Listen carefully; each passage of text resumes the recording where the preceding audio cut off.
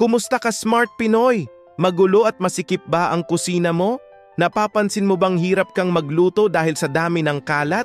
Don't worry, may solusyon tayo dyan. Alam kong marami sa ating mga Pinoy ang may maliit na kusina. Minsan parang hindi na nga kusina bodega na. Nakakalat ang mga kawali, walang ayos ang mga seasonings, at kung saan-saan nakapatong ang mga gamit. Nakaka-stress, di ba? Pero hindi mo kailangang magtiis sa ganitong sitwasyon. Una sa lahat, gamitin natin ang vertical space. Mag-install ng overhead cabinet sa itaas ng counter. Dito mo pwedeng ilagay ang mga madalang gamitin na kagamitan. Instant storage agad yan. Pangalawa, mag-invest ka sa pull-out drawers.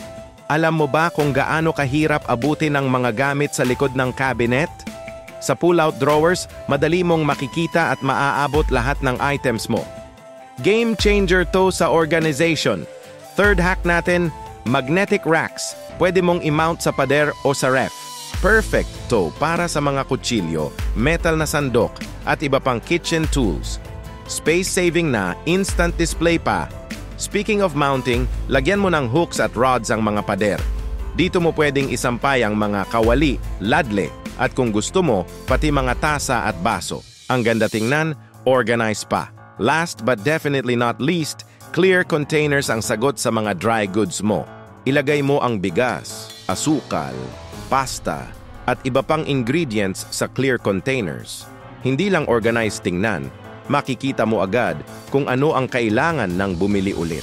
Alam mo bang ang organized na kusina ay nakakatulong din sa mental health mo? Mas nakaka-inspire magluto kapag malinis at maayos ang paligid. Mas nakaka-good vibes pa. Kaya ano pang hinihintay mo? Time to transform your kitchen. Try mo ang mga tips na to at makikita mo ang malaking pagbabago. Promise, hindi ka magsisisi. At bago ko makalimutan, abangan nyo ang susunod naming video tungkol sa murang window hacks para mas maliwanag at presko ang bahay nyo. Kung na-inspire ka sa video na to, don't forget to like, share, at mag-subscribe sa aming channel. Hit that notification bell din para updated ka sa latest Smart Pinoy Home Hacks. Maraming salamat sa panonood ka, Smart Pinoy. Hanggang sa susunod!